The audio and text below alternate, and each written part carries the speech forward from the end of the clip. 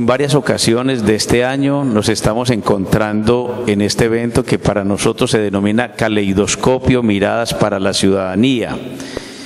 Este espacio ha sido un espacio que hemos venido construyendo desde el Departamento de Humanidades de la Universidad Católica de Pereira en conjunto con las maestrías de Estudios Culturales y de Pedagogía y Desarrollo Humano de la misma universidad, con el fin de ir colocando a la conversación, a la discusión, al análisis, distintos temas de la ciudad y distintos aspectos que para todos nosotros pueden llegar a ser importantes en un momento determinado. Hoy tenemos con nosotros al doctor Germán Muñoz y le voy a dar la palabra al doctor Carlos Andrés para que nos presente al doctor Germán. Bienvenido, doctor Germán. Carlos tiene la palabra. Bueno, muchas gracias a todos por su asistencia. Tenemos el gusto y el placer de estar hoy con el maestro Germán. Él es en formación de base licenciado en Filosofía, tiene una maestría en Comunicación Total de Francia, es doctor en Ciencias Sociales, Niñez y Juventud y es uno de los expertos más importantes e influyentes, pienso yo, a nivel latinoamericano en lo correspondiente a los estudios en juventud. Entonces, para nosotros es muy grato contar con su presencia hoy, doctor Germán. Muchas gracias por aceptar nuestra invitación. Bienvenido.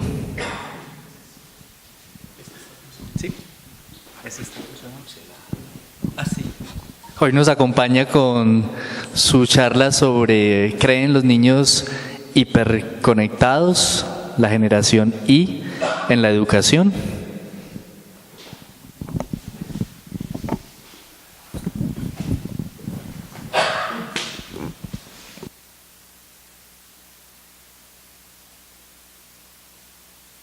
Hiperconectados.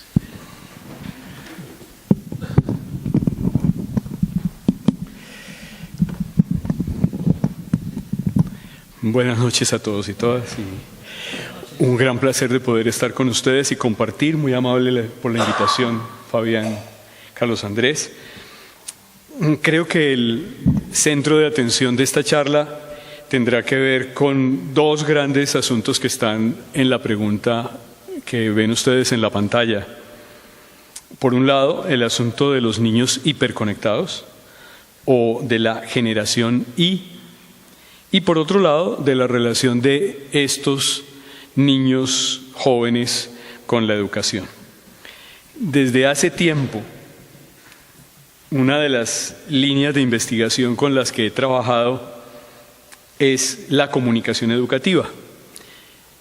En la UTP he tenido el honor de acompañar esta línea pionera en el programa que lleva ese mismo nombre desde que se fundó en una especialización hasta el actual doctorado en educación.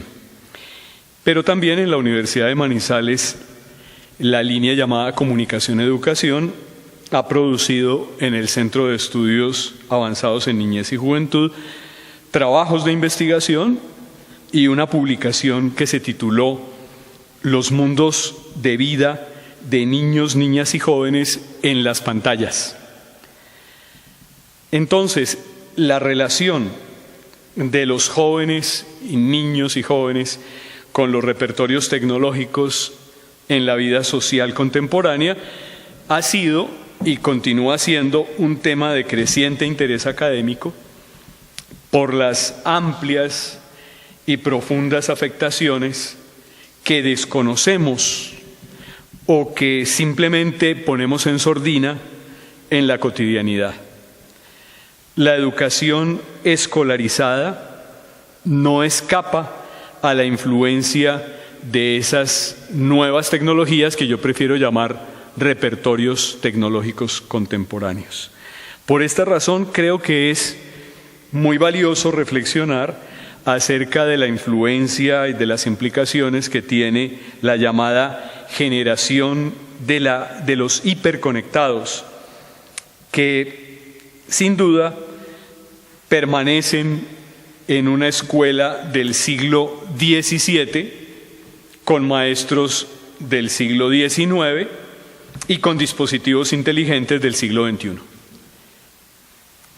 Recientemente llegó a mis manos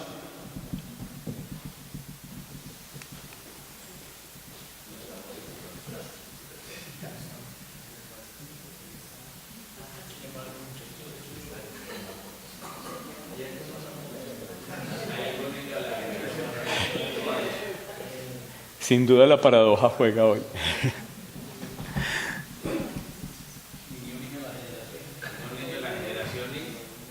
Ya, ahí.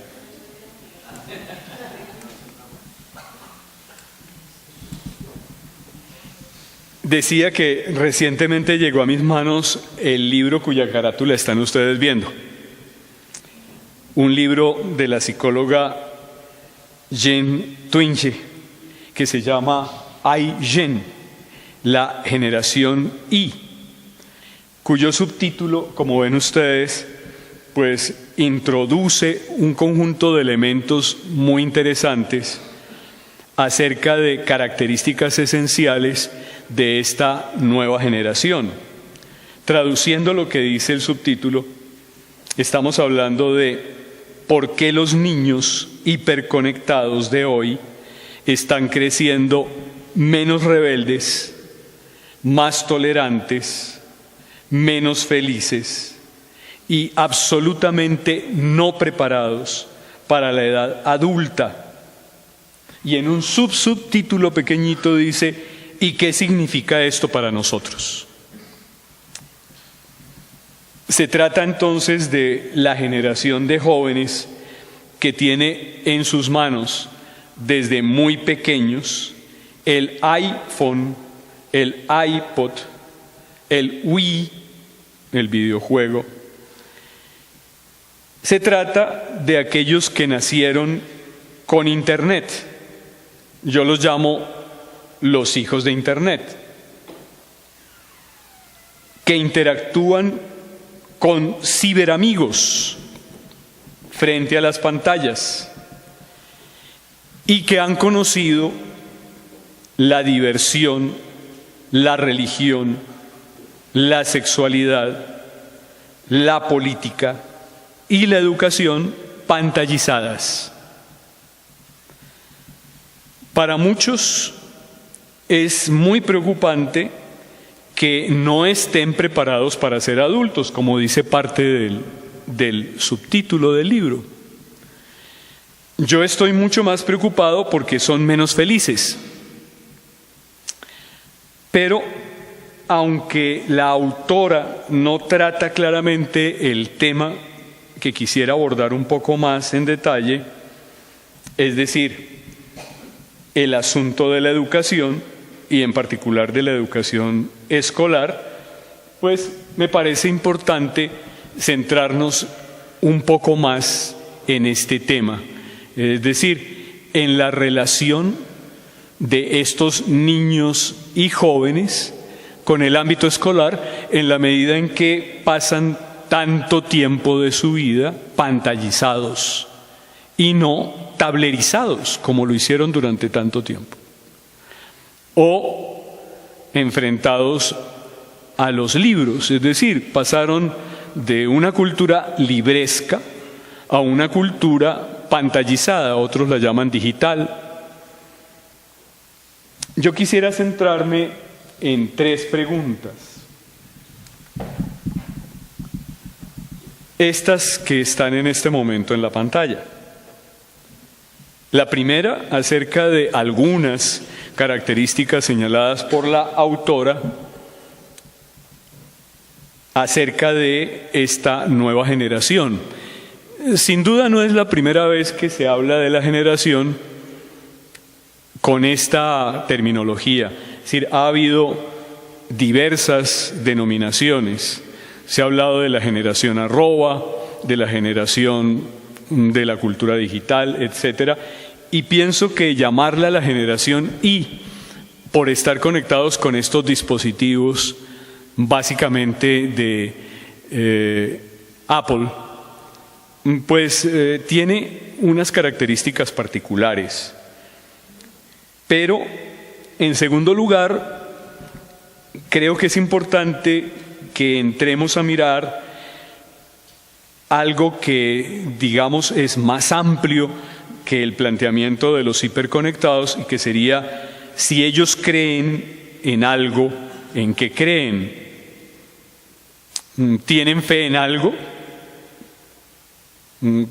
¿Cómo construyen sus imaginarios de sociedad, de educación, de política, etcétera? Y por supuesto, la pregunta de cierre, que tendría que ver con el título mismo de la charla: si cree la Ai-jen en la educación. Voy a tomar algunas frases de Jane Twenge para hacernos una idea, a partir de una traducción libre, de lo que podrían ser características básicas de la generación de los hiperconectados.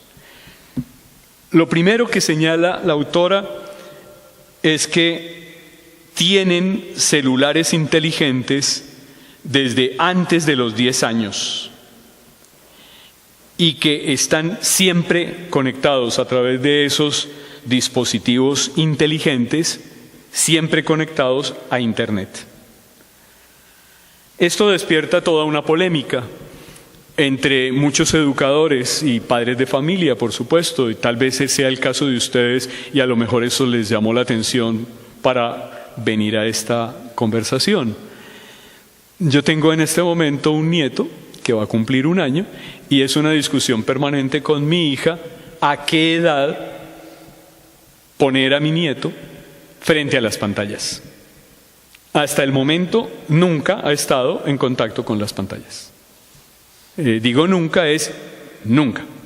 No conoce imágenes de pantallas, excepto las de su abuelo hablándole cuando está fuera de Bogotá a través del iPhone, saludándolo. Entonces conoce mi imagen pantallizada, pero no ve televisión, no tiene videojuegos. ¿Y hasta cuándo va a tenerlos? Esa es una discusión que me parece que podría ser una buena conversación con ustedes al final de esta sesión.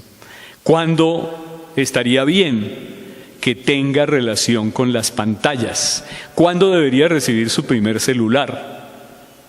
¿Es bueno que vea televisión? ¿Es bueno que tenga dispositivos y tabletas? ¿Qué bondades tiene?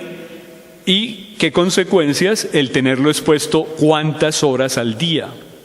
De modo que hay toda una discusión, pero la primera constatación de esta psicóloga es: en Estados Unidos, ya no solamente allá, pero en Estados Unidos, los niños tienen dispositivos inteligentes conectados a Internet antes de los 10 años, a veces desde muy temprano. Segundo, estos mismos niños de menos de 10 años que han estado conectados muy tempranamente a esos dispositivos, chequean su teléfono más de 80 veces al día, a lo largo de todas las horas del día, de mañana, de tarde y de noche. Lo cual vuelve a plantear una cuestión que puede ser de gran polémica en el mundo educativo. ¿Qué implicaciones tiene estar todo el tiempo dependiendo de que otro me llame, de que otro me mande un emoticón, de que haya una nueva imagen, de que permanentemente sea necesario pensar a través de los ojos? Ojo, me parece importante decirlo de esta manera. Pensar sensorialmente y estar permanentemente en una nueva dependencia de un dispositivo que implicaría un cambio en mi manera de ver, sentir, pensar, actuar. Tercer elemento tomado del libro, y lo vuelvo a poner para tenerlo a la vista. Estos niños tienen, antes de los 15 años, ya no solo, bueno, no antes de los 10, pero algunos tal vez también, tienen cuenta en Instagram y son afectados emocionalmente, afectados por el número de visitas que reciben en su cuenta. Es decir, bueno, ustedes conocen Instagram, saben qué es Instagram, a lo mejor son afiliados a Instagram. Es un espacio de puras imágenes. La palabra y el valor de lo verbal prácticamente desaparecen. Es un espacio de pensamiento icónico, de relaciones con imágenes que son casi todas fotografías, de amigos y de lo que los amigos hacen y ven y les gusta, etc. Compran. Y en consecuencia, el que otros los vean, porque uno puede pedir permanentemente quién me está viendo, cuántos me han visitado y qué tan popular soy.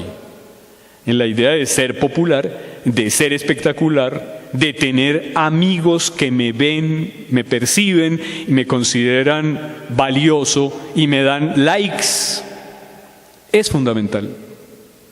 Se convierte en parte de la vida de estos niños. No pueden vivir sin el reconocimiento y, digamos, la posibilidad de que otros me digan que me ven. ¿Qué significa eso? Por supuesto, cuando yo viví mi infancia no había internet, tampoco había televisión. Ya pueden ver lo prehistórico que soy. Y en consecuencia, pues no tenía necesidad de ningún reconocimiento más allá de los amigos que vivían al frente de mi casa en la misma cuadra. En cuarto lugar, estos niños no ven televisión, ven Netflix, que es otra cosa. Seguramente ustedes conocen y a lo mejor están también afiliados a Netflix. Pero es otro modo de ver narrativas hipercomplejas. Guarden esta expresión en su memoria. Narrativas hipercomplejas. Es decir, no se trata de cualquier tipo de historias. Pero además, ven Netflix, hablan por celular.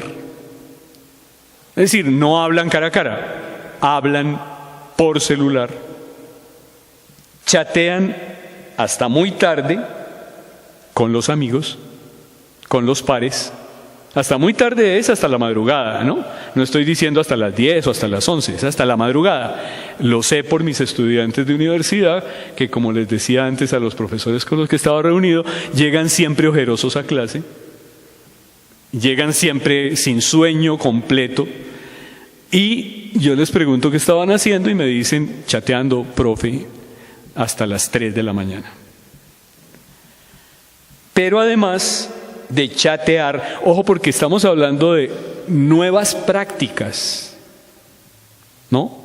Nuevas formas de vida. Estamos hablando de Netflix, que ya no es televisión. Estamos hablando de hablar por celular, que no es hablar cara a cara. Estamos hablando de chatear, y pues chatear es hola, ¿qué haces? Nada, qué chimba, chao. Es chatear. Es decir, no se trata de discusiones argumentativas, no se trata de un pensamiento elaborado, se trata de micro narrativas que tienen mínimo contenido argumentativo, básicamente microrelatos sin contenido. Pero eso también implica que hablan muy poco con la familia. Es decir, por estar chateando, no hablan con los que se encuentran a su lado, básicamente los familiares. Esto quiere decir, y es mi traducción del texto de este libro, que los contactos con seres de carne y hueso no les atraen, o les atraen muy poco. Prefieren los contactos con seres virtuales, con imágenes, con seres que no son de carne y hueso, que no les pueden tocar, que no les pueden contradecir en una larga conversación. Son seres estos que están en las pantallas que podríamos llamar, aquí pues vendría todo el lado psicoanalítico, fantasmales. No son seres reales, plenamente reales.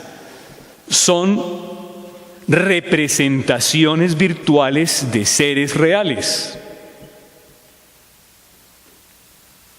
Quinto, tal vez por lo anterior, que estamos hablando de niños que desde muy temprana edad pasan cerca de 10 horas diarias pantallizados, cerca de 10 horas diarias, algunos más, en promedio en Colombia, en las mediciones que he leído, entre 5 y 7 horas diarias, mucho más tiempo que el que pasan frente al profesor, mucho más tiempo, obviamente, que el que pasan con los padres. Entonces, estos niños ya no consideran sus banderas, como de pronto en alguna época pudo suceder, no son sus banderas la libertad ni la rebeldía. ¿Por qué? Porque están conectados en su habitación, en un espacio, llamémoslo así, protegido, seguro, cerrado, rodeados de unos padres que consideran que eso está bien porque es un espacio protegido, seguro, y les parece que es mejor que no estén en la calle con seres de carne y hueso que pueden ser peligrosos, sino en su habitación. Esto define un nuevo tipo de cultura que también se ha venido llamando culture room, la cultura de la alcoba. Son niños de cultura de alcoba, no de cultura de calle, no de contacto con riesgos, con peligros, con posibilidades de que una eventual niña de carne y hueso les diga no. Es decir, el riesgo del encuentro con el otro de carne y hueso se elimina o se minimiza. ¿Qué consecuencias tiene vivir la mayor parte de su vida encerrados? Se llega hasta el punto extremo, existe en Japón y en países del Extremo Oriente, de la creación de una cultura que se llama los hikikomori. Y los hikikomori son niños ya mayores, grandes, que nunca vuelven a salir de su habitación, nunca. Es decir, tienen en su habitación pantalla gigante de alta definición, conectada a alta velocidad, con ultrasonido, etcétera, con internet conectado a todas las televisiones del mundo, a todos los videos, películas, etcétera, del mundo. Y ya no quieren salir porque el mundo de las pantallas es mucho mejor que el mundo real. Tiene mejor definición, tiene mejor sonido que el mundo real.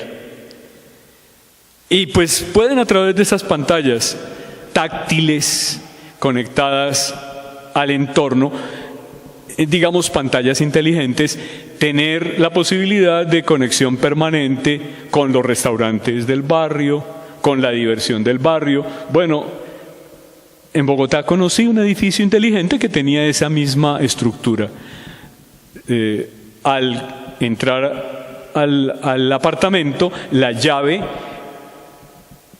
conecta una pantalla de muro completo que está enfrente de la puerta, y esa pantalla de muro completo yo la manejo como un Wii, es decir, como un dispositivo de videojuego con mi mano, sin interfaces, y a través del Wii yo puedo pedirle, porque me pregunta la pantalla, ¿quieres que te caliente el café? ¿Quieres pedir comida? ¿A qué restaurante? Y me cobra directamente, y desde la pantalla yo manejo el mundo entero. Estamos hablando entonces de la culture room, la cultura de la alcoba, en forma, digamos, de alta definición y de permanente acompañamiento, mejor, mucho mejor que salir a la calle. Porque aventurar en la calle se convierte y se ha convertido en nuestras sociedades en peligroso. Y los padres de familia lo dicen, lo aceptan, lo proponen de esa forma. No salgas a la calle, no vayas a la esquina, te puede pasar algo. El mundo real no es un mundo confiable. Hay terroristas. No, es necesario encerrarse, vivir en algo que podríamos llamar el miedo ambiente. Y en consecuencia, pues el lugar más lejano al cual pueden ir es los centros comerciales. Y las vitrinas son pantallas grandes. Entonces, ir a los centros comerciales a mirar vitrinas y a mirar gente, pero no a entrar en contacto real, se convierte en un sucedáneo grande de estos iGen, generación hiperconectada. Consecuencia de lo anterior, crecen más lento,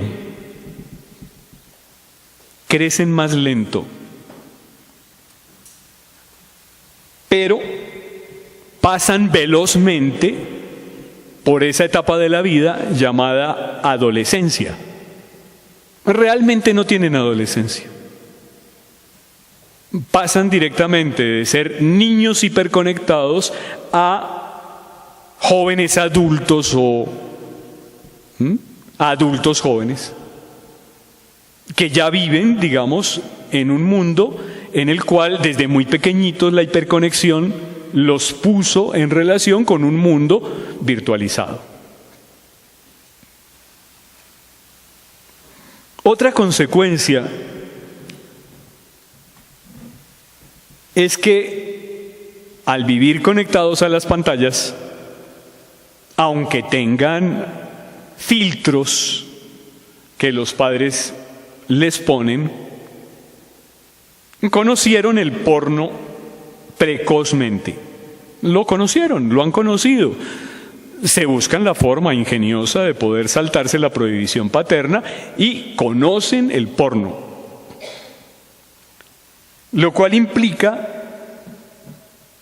una experiencia con el cuerpo, con la sexualidad, con las relaciones amorosas, que no necesariamente, como en el porno se plantea, implica explorarlas en vivo. ¿Para qué si las ven todas en pantalla?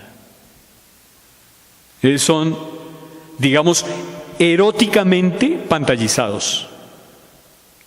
La exploración directa no es consecuencia inmediata de vivir relaciones de porno. Digamos que en la pantalla lo feo puede ser más feo que lo feo, lo bello puede ser más bello que lo bello. Es como el jabón Fab, más blanco que lo blanco. Todo es excesivo. Y el porno también. En el porno tienen un contacto con un cuerpo que es más cuerpo que el cuerpo. Sin embargo, sus rituales de paso no son los mismos que los de generaciones anteriores. la nuestra, quiero decir, nuestros rituales de paso. Deberíamos hablar de nuestros rituales de paso. ¿Cuáles fueron? Yo recuerdo, manejar el auto fue un ritual de paso. Aprender y que me soltaran el carro, y bueno, tal cual la tica dañada, algo por el estilo, pero fue un ritual de paso. Como lo fue también probar el alcohol, salir a fiesta solo, tener la llave de la casa, tener novias. Cuando estos chicos hiperconectados viven en el mundo de la pantalla, estos rituales ya pierden sentido. Y tendríamos que preguntar cuáles son hoy los rituales de paso de quienes viven pantallizados. En todo caso, las citas románticas están perdiendo el atractivo. La primera cita sexual, según la autora, en Estados Unidos, viene a ocurrir hacia los 16 años. ¿Eso qué implica? Que el sexo ya no es prioridad. Ya no es prioridad. Estaba oyendo hoy una entrevista a una chica atractiva, joven, hablábamos ahora de las chicas web, que ofrecen sexo virtual sin sexo, ¿cierto? Es decir, es solo míreme, pero no más. Al ser todo pantalla, al ser todo visual, al ser todo espectáculo, el sexo real pierde atractivo. ¿Cómo lo es tener novias, como lo dije antes?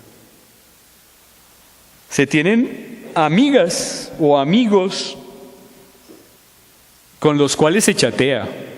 De pronto ocurren escenas con un cierto morbo, no sé, pero no pasa de eso según la autora. Igualmente, pierden interés en el trabajo. Pues no pierden interés en el dinero, pero sí en el trabajo. La idea de yo sí quiero tener plata, pero trabajar no. Dije antes que crecen más lento. Esto traducido se diría de la siguiente forma en términos de la autora. Ojo que ella ha tenido sondeos con cerca de 11 millones de chicos en Estados Unidos. No estamos hablando de pequeñas muestras, de bases de datos gigantescas. Traduzco lo de crecen lento. Los de 18 actúan como los de 15. Los de 13 actúan como si tuvieran 10. Y sería interesante ver en qué se hace visible este tipo de características. En que son vulnerables, muy vulnerables en lo emocional. Son frágiles emocionalmente. Pues yo diría que nunca han sido fuertes porque como no han tenido contacto directo con otros que les den una cachetada o que les digan no, sino que han estado en relación solo con seres virtuales que les dan placer y punto. Entonces son proclives por la misma fragilidad, proclives a la depresión y al suicidio. De hecho, en Estados Unidos las tasas de suicidio en menores de 15 años se han triplicado. Y en Colombia, por lo que he leído en las 2-3 últimas semanas, también. Tal vez de ese tema no se hablaba. Pero hoy, hablando en la universidad del tema, me doy cuenta que ahora ya no se puede ocultar. No es solo intentos de suicidio, sino suicidios. Y depresión, tasas altas de depresión. Digamos que de lo que estamos hablando es de seres hiperconectados, pero al mismo tiempo incomunicados. Al mismo tiempo. Y esta incomunicación produce una enfermedad de la que no se habla porque ni siquiera está repertoriada en los manuales de depresión mental, que se llama soledad. Y es una enfermedad grave. Debería ser parte de los repertorios de salud pública, pero no se ha entendido como tal. Viven solos, con apariencia de vivir acompañados. Digámoslo al revés, viven en contacto, pero solos, en contacto visual. Sin embargo, la apariencia que dan es de vivir en un cómodo ocio. Si hiciera yo una traducción de ese cómodo ocio, como lo propone la autora, yo lo diría mucho más brutalmente que son parásitos con permiso. Es decir, no hacen nada, tienen permiso para no hacer nada, ni consumen ni producen durante muchos años de su vida. Yo recuerdo que cuando era yo pequeño, yo tenía que hacer oficios en la casa. No me podía librar de los oficios de la casa, pero parecería ser que el único oficio que estos tienen es chatear o estar conectados. Aunque no parezca, esa actitud es una actitud que tiene consecuencias. Gastan cerca de 10 horas diarias abusando de las pantallas en las redes sociales y eso no les produce satisfacción, no les produce felicidad. Acuérdense que en la carátula del libro, una de las, digamos, características, está ahí marcada, es que no son felices.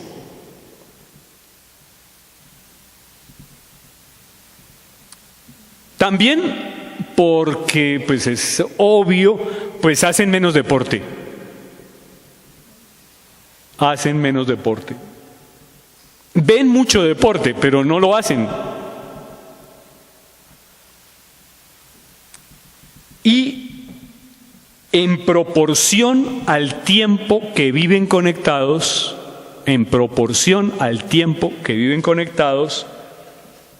tienen más problemas mentales. Es directa la proporcionalidad entre más problemas mentales según el tiempo que pasan conectados. No es menos grave, pero hay que decirlo, vivir hiperconectados produce obesidad e insomnio.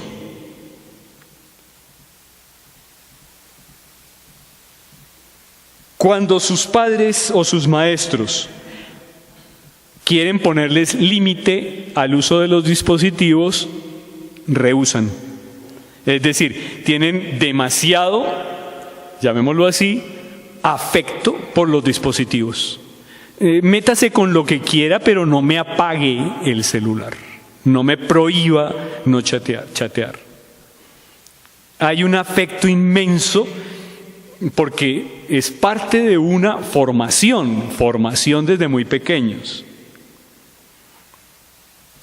Tampoco los lleva el estar tan cercanos a las pantallas, no los lleva a desarrollar habilidades de lectura y escritura. Yo diría que se han perdido mucho. Leer libros enteros, cuando yo lo hago en clase con mis estudiantes y les digo, vamos a leer un libro. Uy, profe, pero ¿cómo se le ocurre ponernos a leer un libro? Pónganos a leer una página o media página, pero un libro, ¿qué es eso? Es una exageración. Y por lo tanto, escribir una página, pues es un martirio, una tortura. Por lo mismo que decía antes, su concepción de la lógica no es argumentativa, sino narrativa de microrelatos. Por otro lado, tal vez el vivir tan pantallizados, como tan quietos, como tan meditabundos, como tan budistas, pura contemplación, les produce altos niveles de tolerancia. Son tolerantes, tal vez más que nosotros, en asuntos de raza y género, por ejemplo. Pero al mismo tiempo no toleran la frustración, están acostumbrados a la inmediatez, a la multitarea en simultánea, sin profundizar en algo. Yo recuerdo a mi hija cuando era chiquita. Ella llegaba del colegio, prendía la tele, en esa época se veía tele, había telenovelas, prendía la tele, se conectaba a los audífonos para oír música al mismo tiempo y se ponía a hacer las tareas en internet, en el computador, al mismo tiempo. Tele, música y tareas en el computador. Y a la inversa de Carvajal, todo lo hacía bien. Todo lo hacía bien. Es decir, nunca perdió una materia. Se conocía todas las telenovelas y me podía dar razón de lo que estaba pasando. Tenía muy clara la música que le gustaba. Es decir, estaba en 3 escenarios simultáneos. Mientras yo, pues no, nunca pude estar en 2. Y que creo que en síntesis, estos niños de la iGen, de la generación hiperconectada, han pasado la mayor parte de su vida con un celular de última generación en la mano o en el bolsillo, han perdido contacto con situaciones complejas de la vida real, no saben hacerse cargo de sí mismos, se sienten anónimos, esto me preocupa bastante. Se sienten anónimos detrás de una pantalla, por eso pueden decir lo que les parezca, muchas veces, pues calumniosamente, etcétera. No saben cuáles son esos límites de decir o no decir, no distinguen la esfera pública de la privada, ni las consecuencias de decir algo que pueda tener consecuencia para los demás. Siento que por eso no saben distinguir esto que se está llamando hoy la posverdad, la mentira de los medios. No saben distinguir la mentira de los medios. Y eso me parece grave, porque los medios hoy mienten siempre deliberadamente. Siempre. Y estos niños que están conectados a la web, a las pantallas, ya no tienen una clara diferencia entre mentir anónimamente o poner la cara frente a lo que se dice. El aprendizaje ético que están recibiendo me parece muy conflictivo. Muy conflictivo. Razón por la cual en esta sociedad la mentira se volvió en parte de un juego del cual nadie sufre consecuencias. Los políticos mienten, los magistrados mienten, los comerciantes mienten, todos mienten y no pasa nada. No tiene consecuencias. Vivir pantallizado invita a vivir anónimamente frente a los demás. Anónimamente. Ahora, yo paso al punto siguiente, a la segunda pregunta, porque quedarnos solo en la primera, pues bueno, es más bien invitarlos a que ustedes miren el libro entero. Pero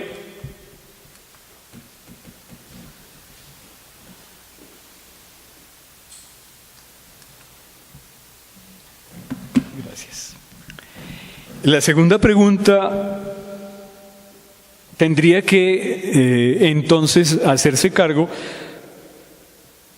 de algo que es más amplio, sería estos prosumidores mediáticos creen en algo. ¿En qué creen? Porque realmente viven conectados a un universo en el cual nada es sólido, ¿no? Como las imágenes. Cuando yo le pregunto a mi sobrino, ¿qué hizo el domingo? Me dice, nada, estuve chateando. Y es verdad, nada. Entonces, yo siento que la lectura de este libro y de esta autora, después de haberla leído, me deja una gran insatisfacción porque yo encuentro en el libro una descripción superficial de los fenómenos. Es decir, me describe todo este conjunto de comportamientos que yo acabo de enumerar, pero no me permite comprender qué significado tiene todo eso, a qué apunta. Si yo le creo a esa información y a esos datos, ¿eso qué quiere decir? ¿Cómo interpretarlo?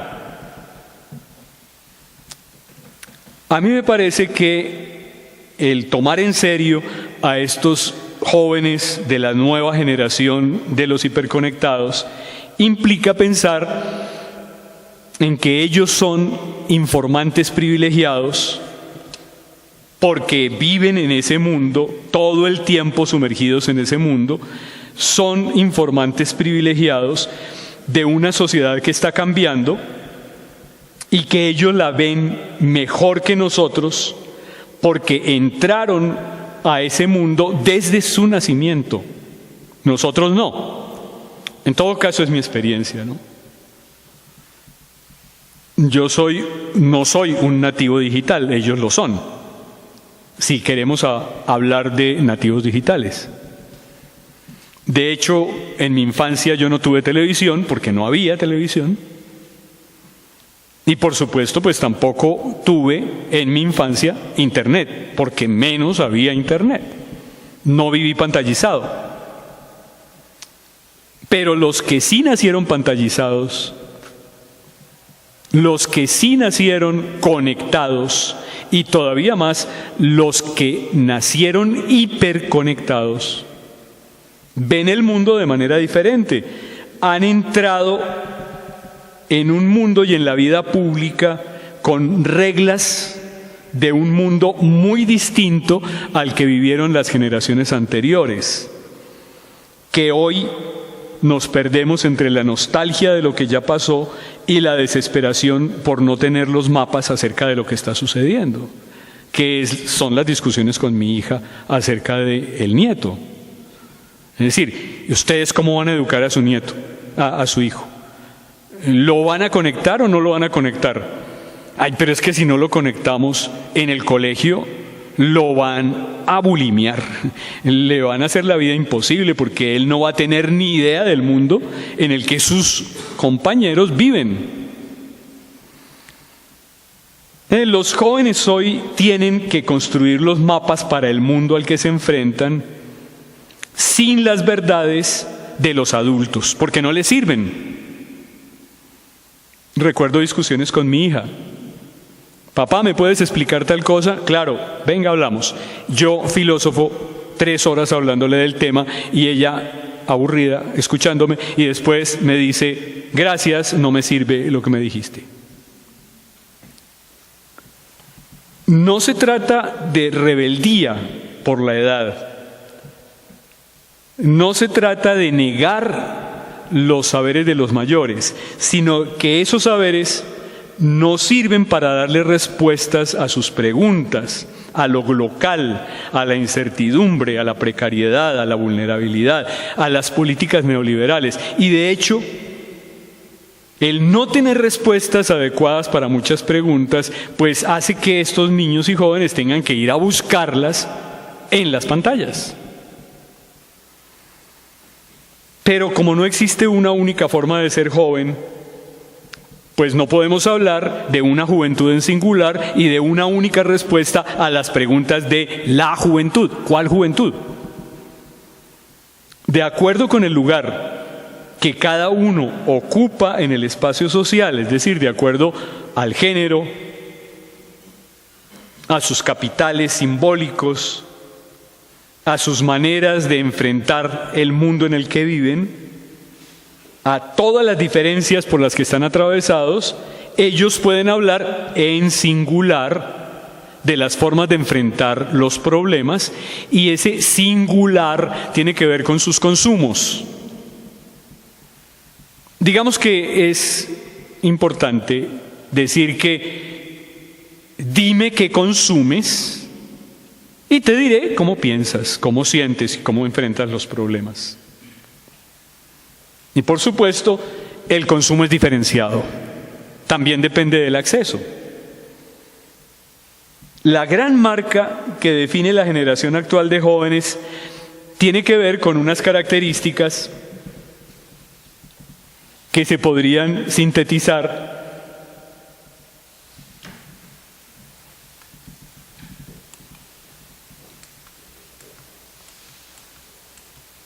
en estas grandes afirmaciones, que son incertidumbre, precariedad y desencanto. Han tenido, para enfrentar esas características de la época, porque son características de la época, han tenido que aprender a ser elásticos, a inventar respuestas, a entender que no existe un único modelo de familia, que la política se redefine todos los días, que no es creíble, que la escuela ya no es un trampolín para el ascenso social, que el trabajo es solamente instrumental, que no hay salidas perfectas para la angustia, para pasar a la vida adulta, para vivir con libertad en medio de todas las limitaciones y complicaciones. Es decir, vivir en la incertidumbre, en la precariedad, en el sinsentido muchas veces, es un aprendizaje duro que nosotros no entendemos suficientemente, pero quienes viven pantallizados lo están aprendiendo a diario, porque todo lo que aparece en las pantallas los deja con más y más preguntas, angustias, dificultades que respuestas. En los sectores populares, sobre todo, la mayoría de los jóvenes se sienten perdidos frente a las demandas de sus derechos frente al Estado. Perdidos. Lo digo por mis estudiantes de Universidad Distrital, por ejemplo, en Bogotá. No entienden porque no pueden entender que sean sujetos de derechos. Porque para ellos no hay trabajo. Porque ellos aprendieron que la explotación es normal. Porque ellos saben que no pueden reclamar. Aunque reclamen, no van a tener respuesta. Han asumido que nadie los representa,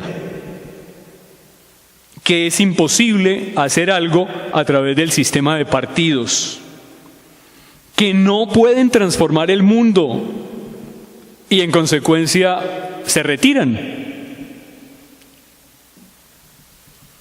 El aprendizaje fuerte y duro y difícil que han hecho muchos jóvenes de sectores populares es que no son ciudadanos,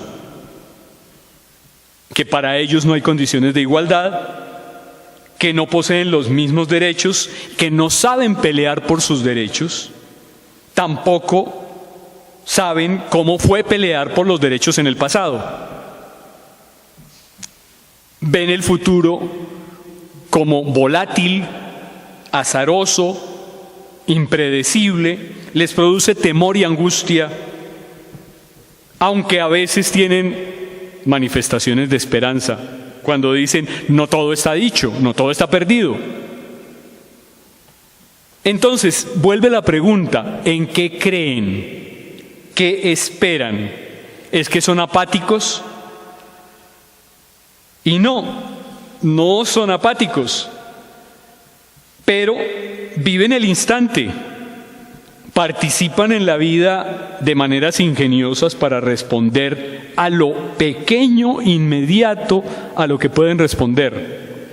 Por esa razón, pienso yo, leyendo 2 acontecimientos que ocurrieron en los 2 meses anteriores en Colombia, 2 acontecimientos que algunos vivieron más intensamente que otros. Uno, la visita de Francisco, que fue como una bocanada de aire. Vino Francisco y muchos jóvenes estuvieron ahí, algunos a través de las pantallas, pero los que pudieron ir a verlo, sentirlo, cantarle, lo hicieron. Yo en Bogotá lo sentí así. Francisco, un viejo bonachón, amante del fútbol, convence a los jóvenes. Tiene algo que decirles. Pero se fue. Si hubiera quedado, hubiera sido fantástico, pero se fue. Y segundo acontecimiento, Colombia clasificó al Mundial. Y todos de amarillo. Y todos llorando y sufriendo y gozando. Con Falcao. Y yo llegué a la conclusión, igual, que lo único en lo que creen los jóvenes es en el fútbol. En Francisco cuando pasa por aquí, pero algo que no pasa es el fútbol. El fútbol es de todos los días y de todas las semanas. Y que Falcao hizo el gol, o que se cayó, que le dolió, lo que sea, todo es importante, pues es lo único en lo que creen, en lo que pueden creer, que está ahí para poder pensar la vida cotidiana. Entonces, instituciones como la familia, la escuela, el trabajo, están siendo redefinidas y la política también. En el caso de la familia, estamos hablando de formas de vida familiar, ya no de la familia patriarcal. De esas formas de vida familiar se espera que sean un poquito más abiertas, menos restrictivas, más plurales, ¿no? Ya no es la idea de la familia como refugio, sino como lugar de afectos. La escuela está siendo redefinida. Se entiende que ya no es el lugar de la movilidad ascendente, que los saberes que produce la escuela no son los únicos verdaderos, que la matriz logocéntrica se ha desplazado por efecto, entre otras cosas, de las pantallas y de esta lógica de la cultura digital, que es una escuela hecha para formar consumidores, no convoca, no seduce, no desarrolla capacidades para el ejercicio de la ciudadanía, más bien polariza, fragmenta, separa a los estudiantes por clases sociales, porque hay escuelas de primera, de segunda, de tercera, forma en la desigualdad, no responde a las expectativas. Sin embargo, siguen yendo a la escuela porque el cuento de que la escuela ayuda a salir adelante es un cuento incontrovertido. Algo como el trabajo también se está reformulando sobre la idea del sacrificio para un mejor mañana, que ya los jóvenes sienten que no opera plenamente. Y en consecuencia, sin ser una prioridad, sigue siendo necesario trabajar para sobrevivir. Es problemático porque es inestable, es precario, pero es necesario dentro de la idea de que sin camello no hay consumo, es decir, no hay paraíso.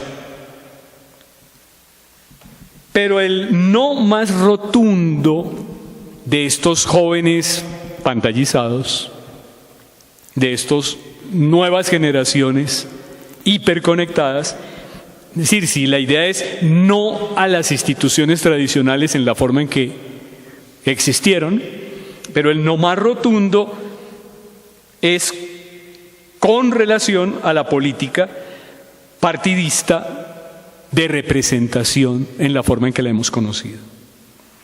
Se declaran apolíticos, cuestionan las formas de concebir la política, más bien repudian a los políticos y sus prácticas, más bien repudian a todo el sistema político. Y esta condena colectiva pues habla de otras maneras de concebirla, de fundar otros modos, otras reglas de participación en el espacio público. Aquí, digamos que se está jugando en este momento el riesgo de definir un futuro en el cual los sectores populares salgan de su condición vulnerable y precaria y sean capaces de poder construir proyectos de país, proyectos de sociedad. Yo me quedaría, digamos, en esta lectura de en qué creen, con grandes trazos, en qué creen, en qué pueden creer, que me parece que en este momento nos toca seriamente, porque la idea de creer en algo sólido, permanente, cuando no pueden creer ni en los magistrados, cuando no pueden creer en tantos pederastas, cuando no pueden creer en tantas, digamos, formas de sociedad que se están desmoronando, entonces la pregunta de en qué creen y cómo pueden creer, creen en la tecnología, creen en sus formas de acción colectiva, creen en eso que les han dicho en la teología de la prosperidad, que es la energía del universo, que conspira para que uno sea mejor. Creen en Osho, Coelho. Pero no pueden creer en todo lo que les han dicho que crean, porque como han estado tanto tiempo expuestos a los medios, a las pantallas, a los falsos noticieros, a tantas cosas que pasan en las pantallas que simplemente son diversión sin contenido, sin sentido, tendríamos que llegar al punto 3, o última pregunta que estaba ahí planteada. Dado que estos... Gracias.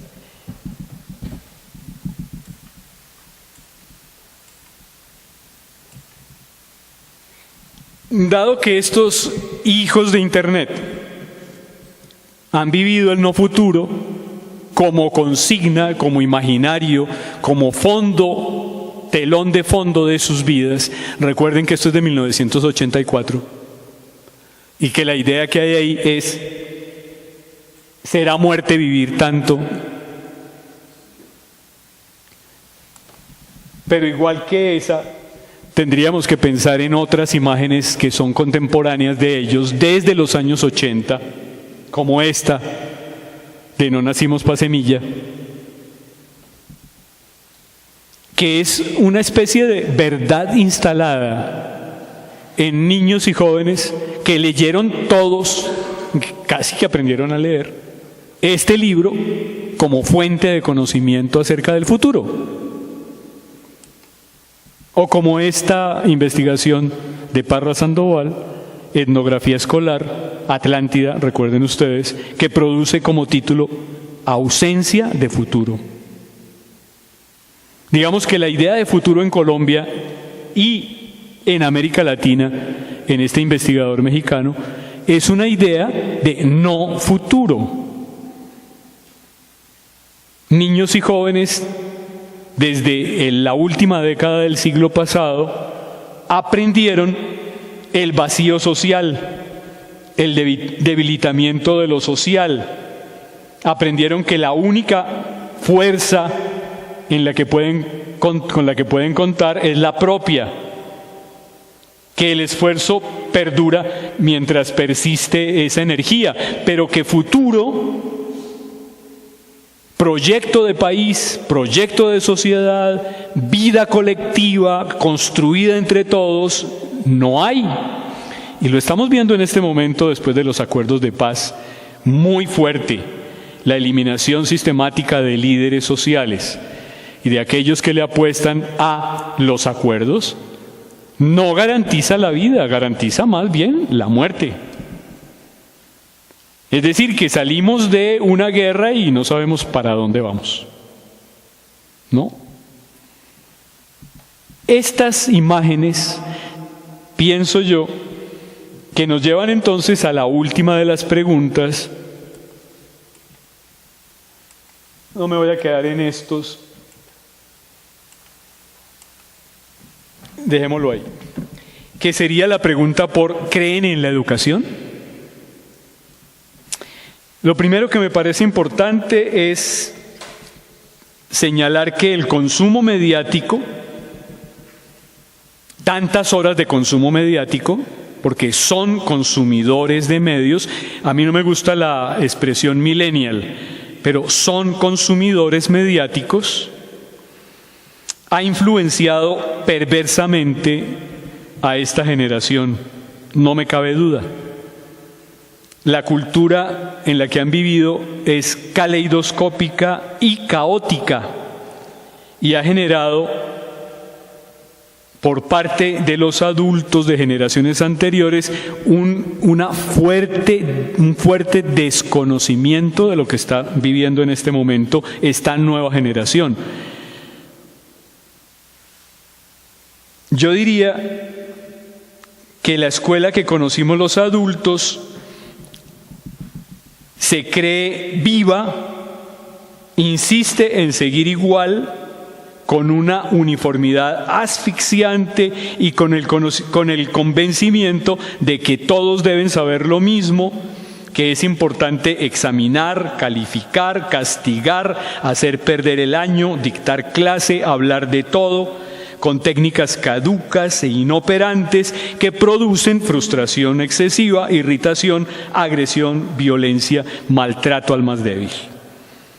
Porque, no nos digamos mentiras, la escuela ha enseñado a matonear, a ser mediocres, a ignorar la realidad que está por fuera de los muros, a pensar sin cuestionarse, a aceptar pasivamente los autoritarismos, a relegar a los más creativos, a desestimar las mentes talentosas. Entonces, frente a eso, yo llevo más de 30 años como docente e investigador. Yo digo, ¿pueden creer en esa escuela estos niños que viven pantallizados?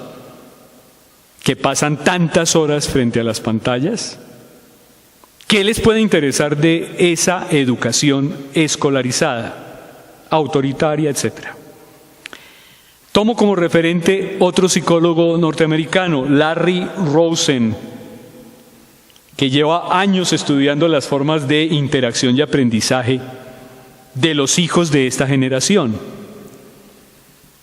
Y para Rosen es evidente que la brecha generacional entre padres e hijos de esta generación se ha profundizado mucho. Brecha generacional. Para los niños de la generación hiperconectada, los dispositivos tecnológicos que están omnipresentes, duermen con ellos encendidos, tal vez algunos de ustedes también, pero esta nueva generación duerme con los dispositivos encendidos.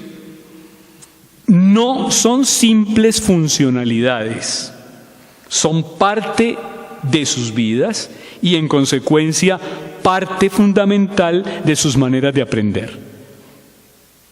Es decir, su aparato neuronal, sus conexiones neuronales son diferentes a las nuestras. En muchas aulas, lo conocemos bien, se han instalado pantallas, tableros electrónicos y computadores, pero sin propósito pedagógico, porque nuestra generación es heredera de una cultura libresca y de una racionalidad ilustrada. Y nos preocupa y nos atemoriza la inteligencia emocional y sensible de los que nacieron conectados a las pantallas. Parece cierta la desafección de los niños y de los jóvenes a esa escuela. No todas son así, obviamente, pero a esa escuela libresca sí. Probablemente los niños de la generación hiperconectada juegan en la casa con cierta libertad, usando el computador, los videojuegos, las televisiones hipercomplejas, Netflix, las redes sociales, pero cuando llegan al colegio se les obliga a aislarse de ese mundo de sensaciones. Se les decomisa el celular, digamos que se les decomisa el mundo que traen de afuera, déjenlo a la entrada. Y se produce una ruptura muy grande entre los dos entornos, el familiar, en donde tienen pantallas y acceso, y el escolar, en donde no. Es un divorcio que genera un aula convertida en un ambiente aburrido. Y si algo no acepta un niño hoy es aburrirse. Es lo peor que le puede pasar. La vida tiene que ser de algún modo divertida, porque el mundo en las pantallas es divertido todo el tiempo y se mueve demasiado y tiene colorcitos y tiene diversión. Pero la casa, a la vez, es un ambiente de soledad y de aislamiento frente a los supuestos riesgos de la calle, de la violencia ambiente, del acoso sexual.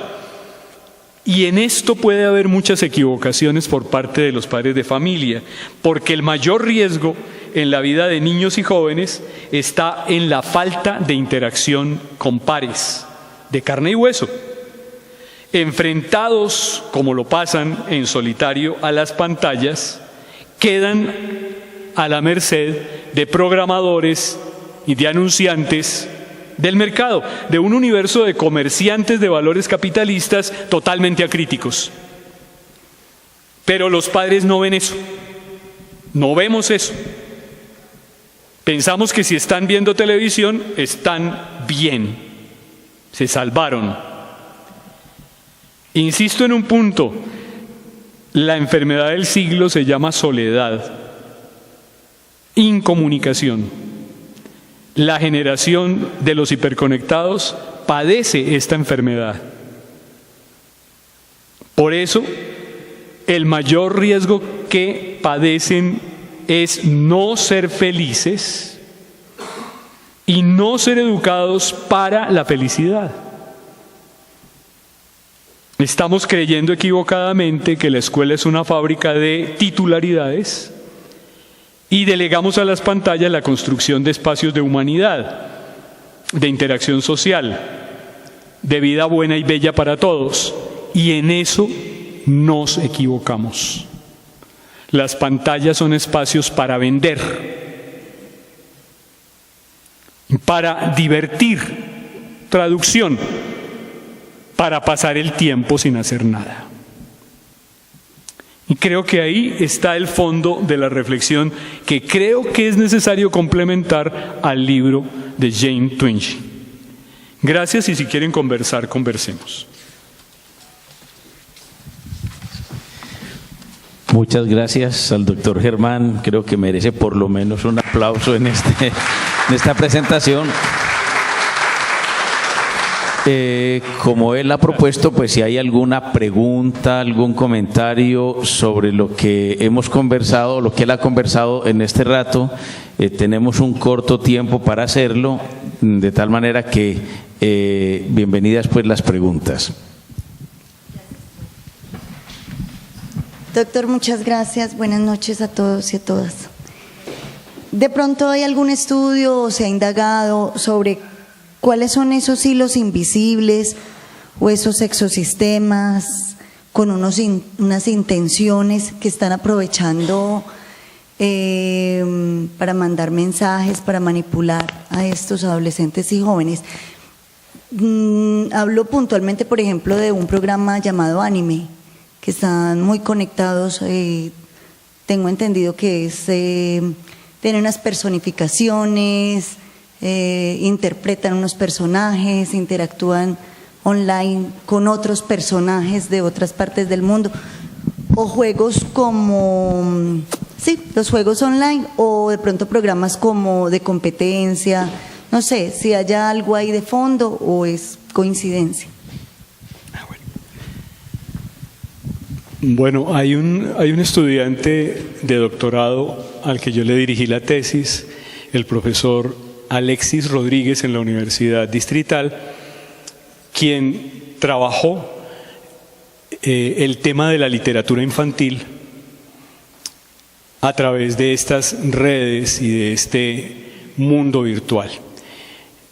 Y efectivamente identificó muchísimas fuentes de trabajo en el campo que a él le interesaba, que es el de la literatura infantil y juvenil. Y principalmente fuentes de videojuegos. Ahora, para nosotros estos mundos son bastante desconocidos.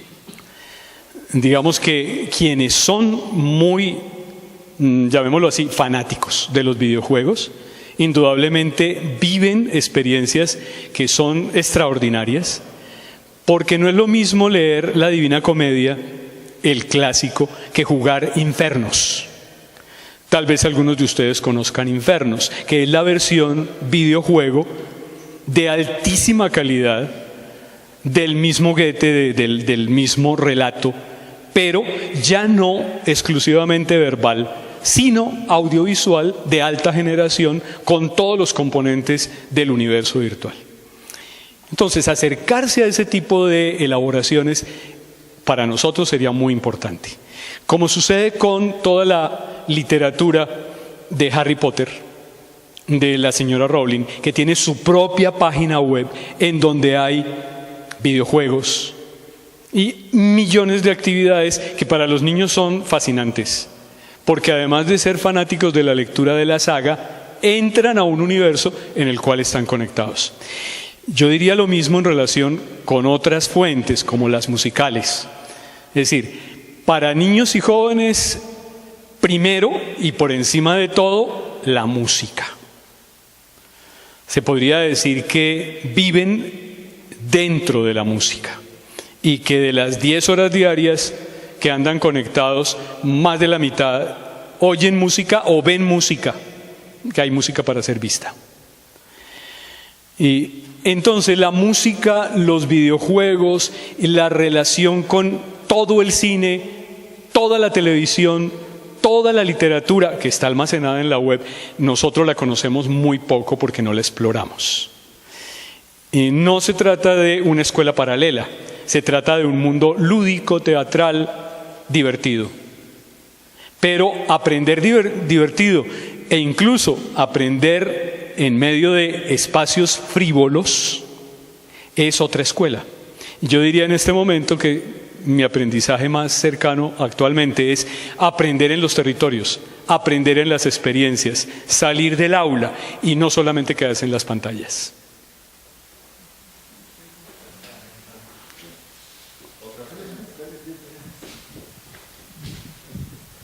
Doctor Germán, muchas gracias por la ponencia. Pues se supone que esos espacios son para que confrontemos ideas. Lo que pasa es que tengo, digamos, como unas inquietudes generales que las quiero como sintetizar. Lo primero que noté fue que, es decir, me queda la inquietud de si los jóvenes hoy en día son menos felices, porque cada época tendrá también sus menos felices.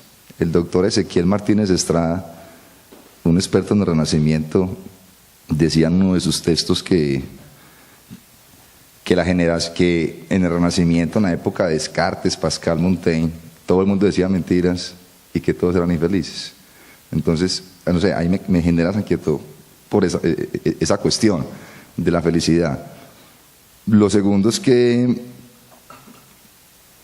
no sé si mi impresión, usted empezó hablando del libro de la investigadora, en Estados Unidos, que nos decía que era una muestra de 11 millones de jóvenes, y luego vi las imágenes de acerca del no futuro, la última imagen que era un chico encima de un bus, un estudio de México, pero también me queda la inquietud ahí porque habría que distinguir qué tipos de jóvenes, no todos están hiperconectados, es decir, no es lo mismo un estrato 1 que un estrato 4 que todo el tiempo tiene su iPhone y su celular.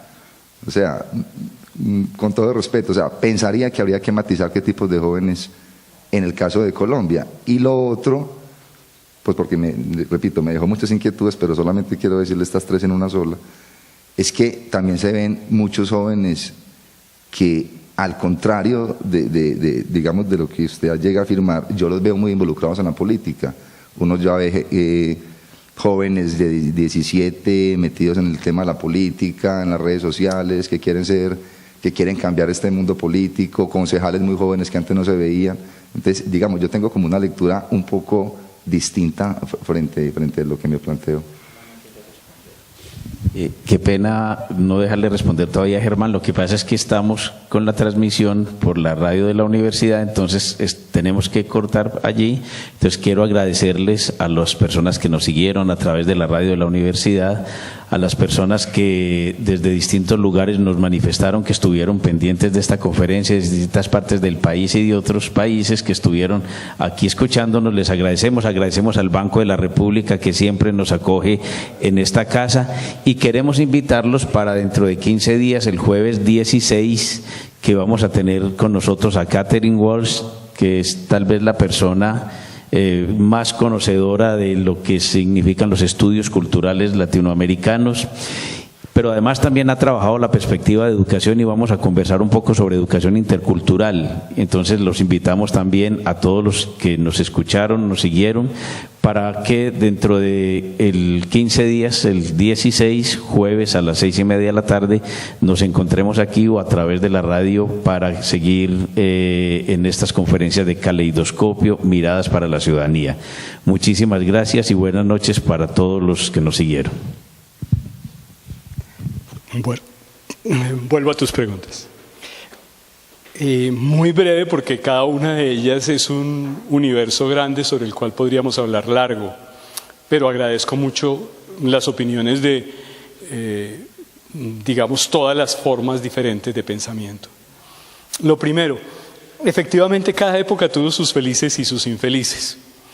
En este caso, pensar en que vivir demasiado la conectividad, digamos, la inmersión en los mundos virtuales puede llevar a no felicidad, es algo que tendríamos que confrontar.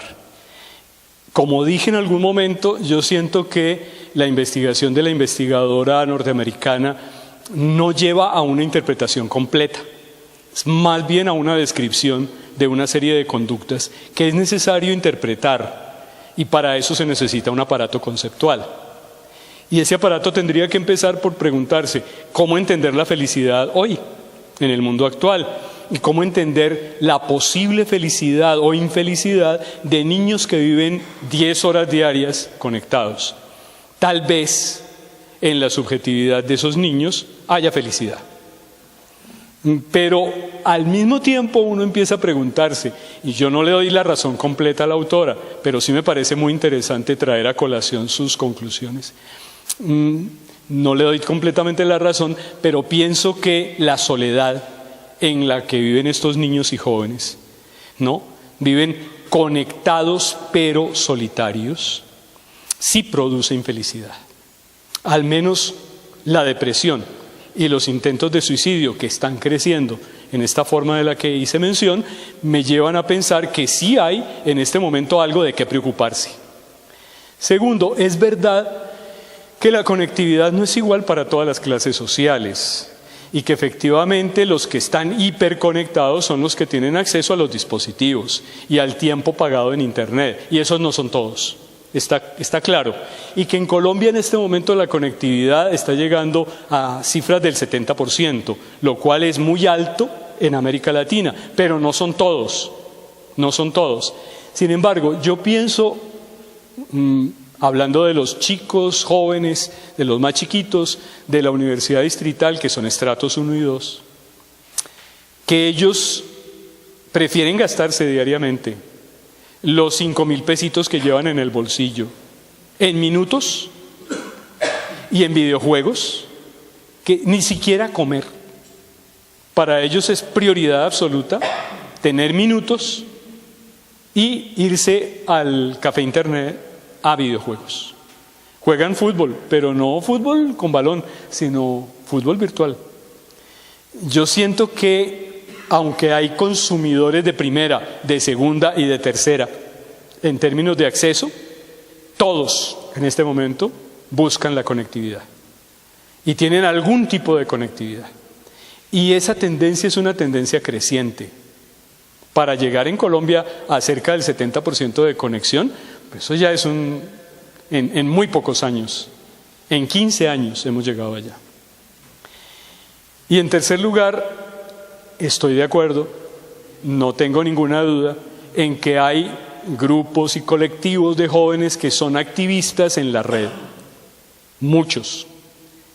Por lo menos de los que yo frecuento en universidades públicas. Muchos.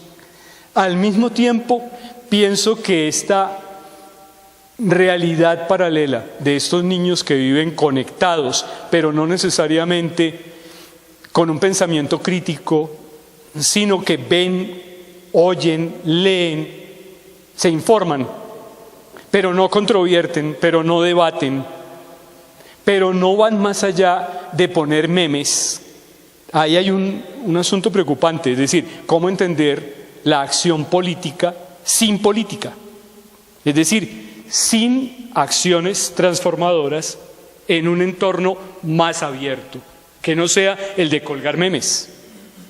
Yo veo que cuelgan memes todo el tiempo.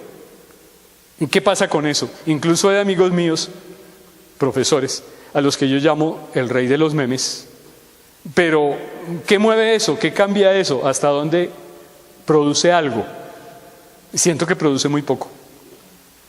Y ustedes recuerden la ola verde que hubo en una de las campañas políticas anteriores, pero el día que había que salir a votar se quedaron chateando. Y no pasó nada. Creo que la acción política en la web es necesario, pues, tratar de ir al fondo para comprender qué produce, qué ha producido, qué podría producir.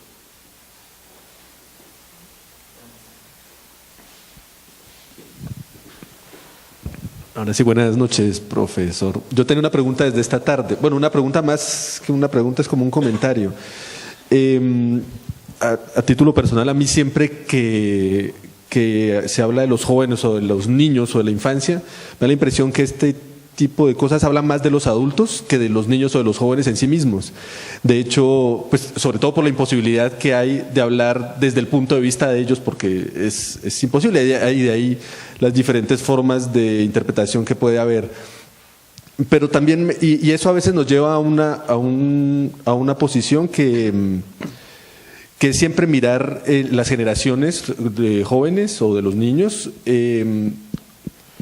como una falta, ¿no? Entonces algunos son infelices, no tienen acción política, son carentes de ciudadanía, de ese tipo de cosas. Ese tipo de asuntos pasa en todos los niveles, por ejemplo en la política, ¿no?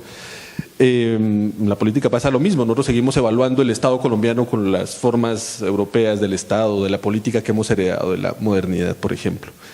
Y a veces entonces me preguntaba, ¿y no será también que podemos pensar el otro lado? Así nos resulta a veces irritante y sobre todo ética y políticamente muy cuestionable. Pongo un ejemplo. Está bien que los memes o la forma en que ellos se manifiestan su inconformidad y demás no produzcan efectivamente nada, como el caso de la ola verde o del proceso de paz cuando salieron a marchar en este tipo de cosas. Pero vuelvo y digo, eso dice más de la estructura política nuestra vieja, que es incapaz de interpretar este tipo de acciones, porque interpreta la acción de los movimientos sociales de la primera mitad del siglo XX, por ejemplo, ¿sí? Y la otra alusión que usted hacía, que me parecía muy interesante, cuando decía que son carentes no se sienten sujetos de derechos, no se sienten ciudadanos, o sea que son libres. ¿sí? No en el sentido, no en el sentido del liberalismo moderno, sino en el sentido anarquista, si se quiere, para decirlo aquí. Y eso es una posibilidad, digamos, también, ¿no? Es una posibilidad de... A veces siento que cuando los estudiantes de las universidades públicas que no tienen dinero, pero ellos son una particularidad porque están jugando como al juego que nos heredaron nuestros padres, así no sea el juego que nosotros queramos jugar, ¿no? Entonces, por eso vuelvo a la idea de que eso dice más de nosotros que de ellos. La tercera cuestión era la infelicidad, ¿no? Y la profunda insatisfacción y la soledad que les produce el mundo, pero es el mundo que produjimos para ellos. ¿Sí? Yo estaba leyendo hace poco la moda que hay en Europa que se llama el bug chasing, ¿no? Que es jugar a cazar el bicho, que es chicos que tienen relaciones sexuales sin protección para ver si alguien se pilla VIH, y con los retrovirales que tienen una duración de 48 horas, pues logran detenerle el contagio de la enfermedad, pero es eso los que les está generando eso, por no hablar del terrorismo o de otro tipo de extremos. Y entonces uno dice, ¿y por qué pasa eso? Pues tengo la sensación, y es que justamente esas fisuras del mundo contemporáneo están buscando la sensación de felicidad, de completud, y de satisfacción en las fisuras, porque no hay otra, porque no les ofrece esa posibilidad. Y eso, digo, es éticamente irritante y políticamente difícil aceptarlo para nosotros los adultos, porque pues, por ejemplo, pensemos si la forma política de organización tiene que ser el Estado, todo lo que hemos tardado para que ustedes no vengan y se hagan quitar los derechos así porque así. Pero también es la posibilidad. Y la última observación era, ¿por qué creer? Porque ellos tienen que creer en algo, sobre todo en la idea moderna del querer depositar el corazón en la expectativa, en lo que viene. Y sobre todo en los países como América Latina, ¿no? Alguna vez hacíamos una indagación etnográfica con marginales sobre, o sea, ¿por qué no se suicidan frente a semejantes condiciones tan marginales, digo gente de la calle? Pues es que solo si consideras el futuro es que considerarías poder cesar la vida, ¿no? Además con la experiencia que tienen con los relatos de sus padres. Voy a poner un ejemplo, ¿no? Pues en los años 70, 60, los jóvenes de la época creían estar conectados con la vida y tener satisfacción porque había expectativa. ¿Cuál era la expectativa? La revolución. En el mejor de los casos, hoy todo está supremamente institucionalizado, entonces, pero también la historia es un fracaso. Y entonces dicen, pues ¿para qué vamos a creer en el futuro, si también podemos fracasar? Mejor, ¿por qué creer? Digamos, ¿no? Yo pongo el cuerpo y la carne aquí, y esa es quizás otra forma de ser moderno que nosotros no alcanzamos a comprender, ¿no? Pero a mí me da que eso nos dice más de nosotros, vuelvo y repito, para terminar también, que sobre Comparto lo que dices porque efectivamente la lectura que hace un investigador está sesgada por su propia mirada. Y en este caso pues estoy hablando de investigadores que vienen de la psicología de Norteamérica. Y lo que yo me atrevo a hacer es comentarios a eso que ellos proponen. No me paro, y por supuesto eso quedó en evidencia, en una posición anarquista, sino en la de las ciencias sociales clásicas y en la forma en que hemos leído lo que es ser niño, ser joven, con todas las admiraciones que son. Vamos a hacer últimas dos preguntas o comentarios para que terminemos por hoy. Buenas noches, profesor, muchas gracias. Yo soy un papá común y corriente, que salgo a trabajar, despacho hijos para el colegio. Y me parece que, como dice aquí el compañero, nos plantean la fotografía con la máquina que nosotros inventamos, no sé. Pero, ¿y dónde está el Photoshop pues, para mejorar? Porque es que el diagnóstico, cuando yo me pongo a reflexionar con respecto a mis hijos, yo siento mucha razón, si se comportan así, hacen esto, hacen aquello. Pero realmente, ¿será que eso es tan malo? ¿O será que es tan malo porque de pronto nosotros no nos cogió ventaja eso que le inventamos a los hijos. Desafortunadamente es lo que tenemos hoy, es que no tenemos muchas opciones en la ciudad. Bueno, usted dice que pasan 10 horas en la pantalla. Yo recuerdo, estamos como en la misma edad, tal vez yo un poco mayor, estábamos 6 y 7 horas pegados del televisor. Y a mi padre le tocó tal vez la moda de las prostitutas cuando hablaba, usted siempre habla del tema del morbo y el erotismo. A nosotros nos empezó a tocar las revistas y también las películas de video, las había de todo. Y en los cines podíamos ir a ver Triple X también. Y a todos nos teníamos que adaptar, y eso no necesariamente creo yo que nos hizo ni mejores ni peores tal vez que otras generaciones, pero había de pronto alternativas. Entonces, frente a este panorama que se nos plantea aquí, bueno, vuelvo y le reitero, ¿cuál es ese Photoshop como para mejorar un poco esa película de alguna manera con la cámara que nosotros les preparamos a nuestros hijos? Muchas gracias. Pues yo no sé si hay un Photoshop y no sé si sea deseable que lo haya. Es decir, el tipo de investigación de la que estaba hablando nos hace efectivamente una especie de instantánea de lo que está sucediendo y es una lectura sesgada por la mirada del investigador, de lo que hablábamos antes. Pero que sea bueno o malo, yo no le pongo, digamos, una calificación moral. Lo que sí me parece que tiene consecuencias en las formas de actuación social de niños y jóvenes hoy. ¿Y qué habría que hacer? Siento que es muy complejo en este momento tan solo intervenir en la relación con tecnologías y con medios, pero está produciendo mentalidades, está produciendo conductas, está produciendo sensibilidades, y eso sí nos tiene que preocupar. Y eso nos tiene que preocupar en el sentido que yo decía, ¿qué hacer con niños como mi nieto?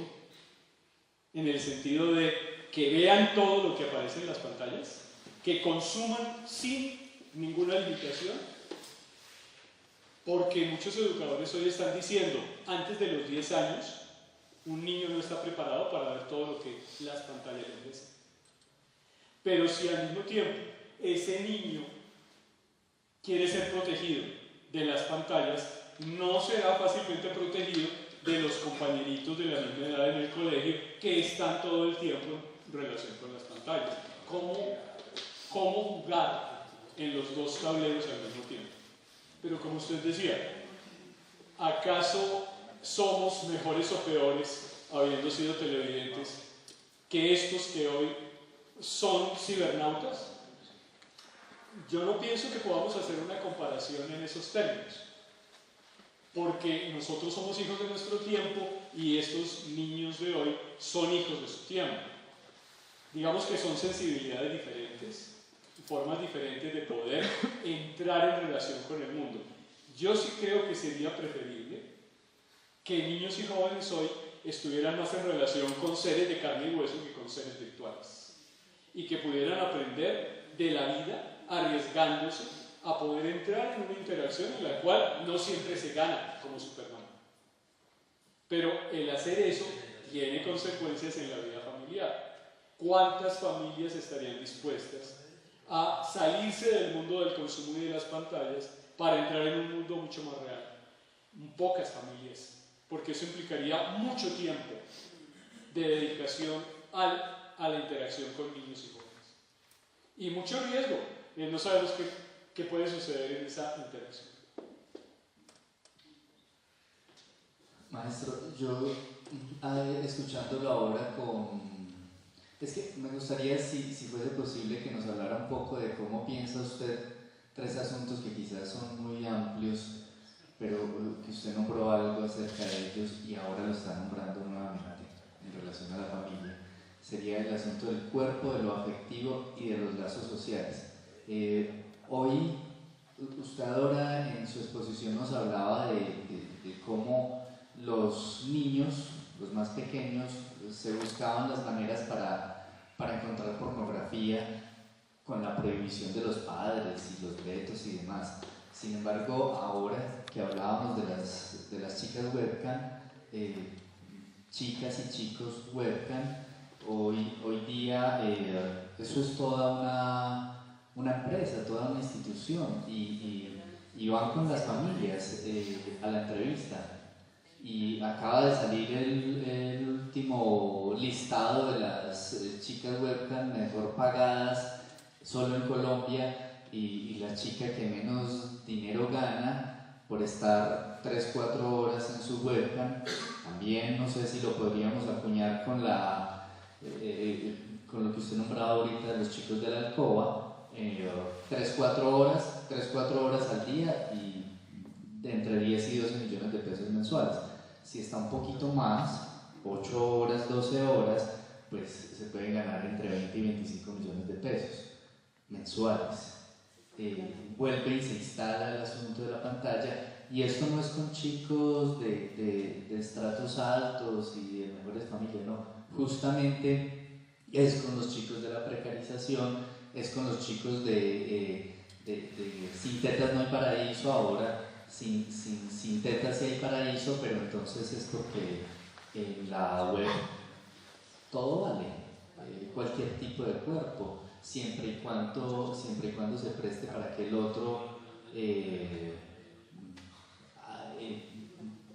haga lo que quiera vía la pantalla, y bajo los asuntos de que no le estoy haciendo daño a nadie, mi familia sabe, estamos ganando dinero. Bueno, me gustaría saber qué piensa usted de todos estos asuntos.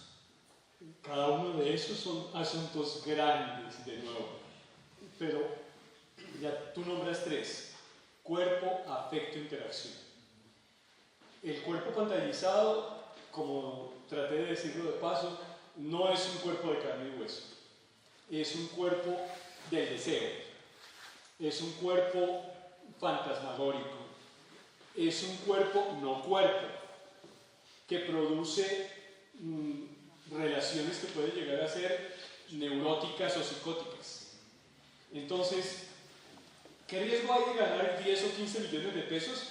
El crear sociedades psicóticas, el crear seres aislados de los demás, seres que no tienen la capacidad de poder tramitar directamente los afectos, las emociones, sino simplemente en términos espectaculares, en términos de simulacro. Creo que ahí tenemos un mundo no deseable.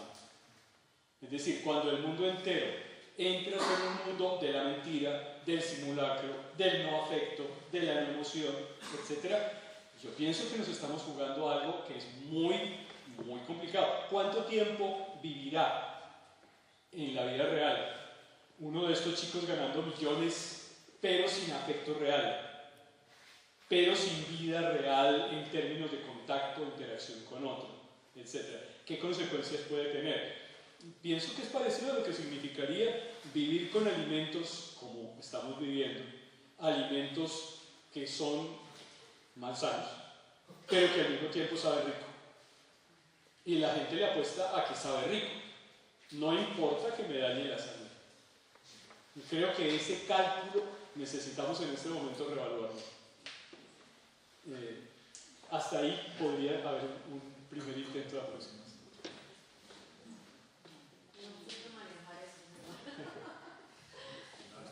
Bueno, muy bien.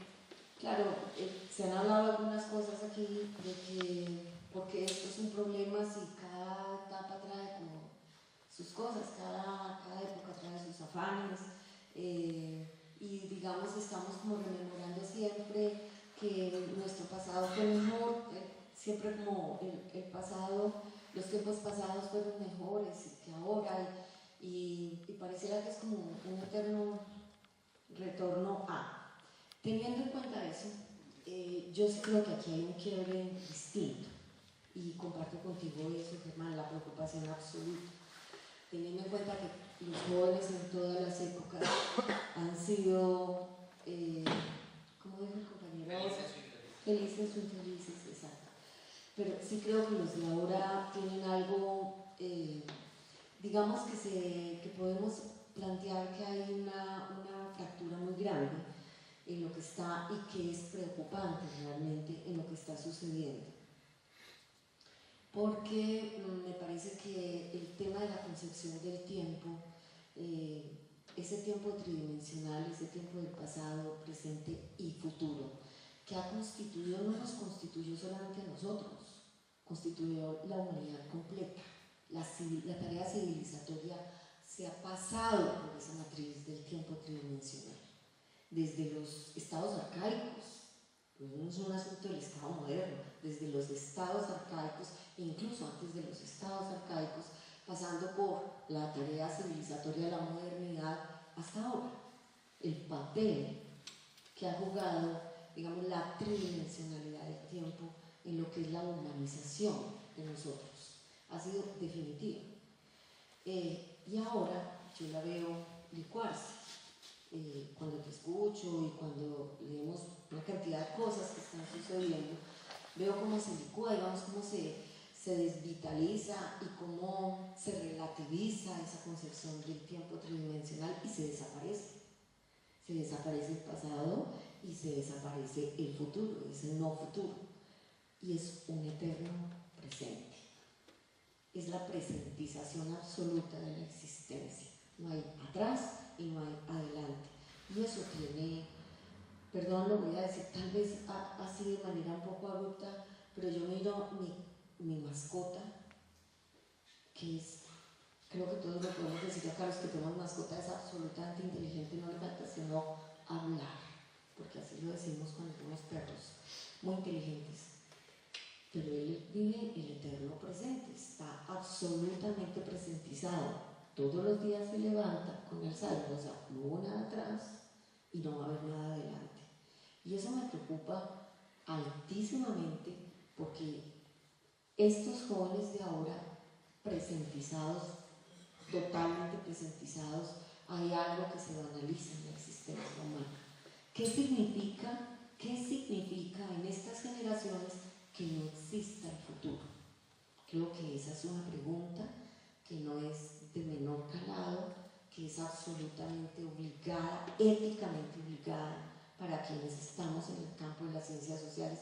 ¿Qué significa que esté desapareciéndose la concepción de futuro en nuestro proceso de humanización, en el proceso de humanización de nuestros niños y niñas y de nuestros jóvenes?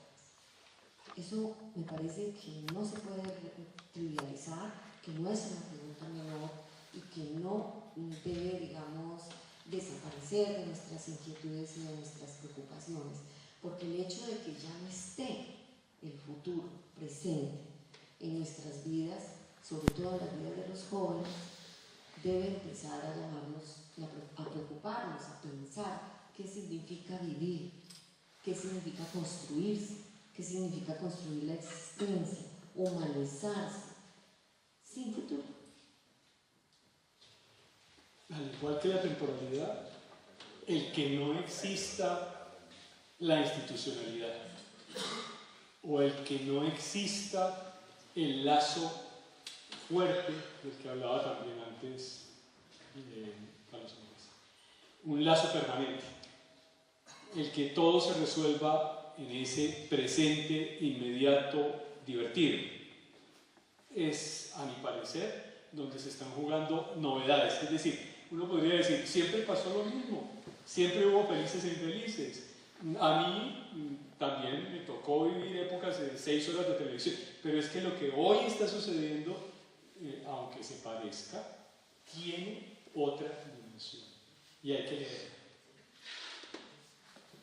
Pues creo que es suficiente por hoy y les agradezco.